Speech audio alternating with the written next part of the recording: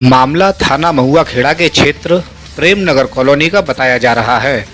बताया गया है कि एक बहन ने अपने विकलांग भाई को बहला फुसलाकर दो और भाइयों के हिस्से की जमीन पर भूमाफियाओं द्वारा अवैध रूप से कब्जा करके मकान को ध्वस्त करके बाउंड्री करवा रही है। पीड़ित द्वारा बताया गया है कि जमीन पर केस चल रहा है, उसके बाद भी आरोपी पक्ष पुलिस के साथ मिलकर अवैध निर्माण करा रही है। पीड़िता ने बताया है कि ननद हमको जान से मारने की धमकी दे रही है, पुलिस कोई भी सुनवाई नहीं कर रही। पीड़ित शासन प्रशासन के लगातार चक्कर काट रहा है और पीड़िता को अपनी जान का खतरा भी बना हुआ है। आइए सुनते हैं क्या कहा पीड़ित परिवार ने। क्या नाम है तुम्हारा? कृष्ण मोहन अरोरा। किस तरह की घटना हुई है, क्या हुआ था?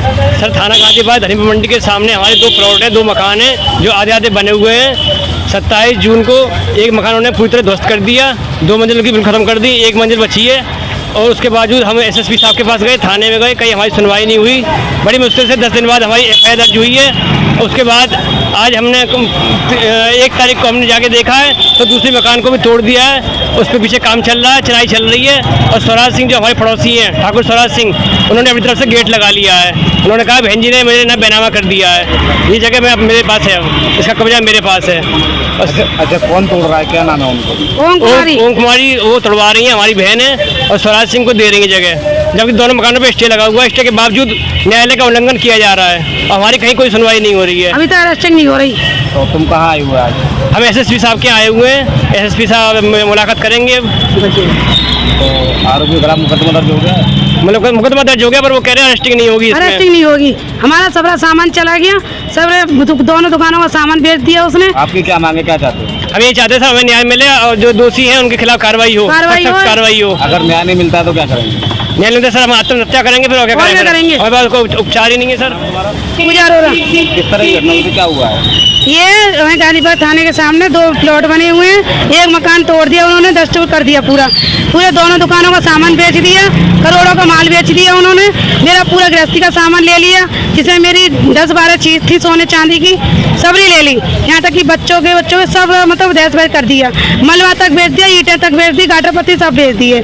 अब दूसरे मकान का नंबर लगा रही है, उसका वो दे दिया है, वो ठेका दे दिया है तुड़वाने का। और यूँ कहती है कि मैं तो ऐसी करूँगी, ऐसी तुड़वाऊंगी, तो तुझ पर जो करना हो वो कर ले जाके। तो ये जान से मारने की मुझे जान से मारने की धमकी भी दे रही है। वो कौन दे रही है, क्या नाम है? ओम कुमारी, प्रेम कुमार, गुड्डू, फिरोज और भगवती प्रसाद और सायरा बेगम।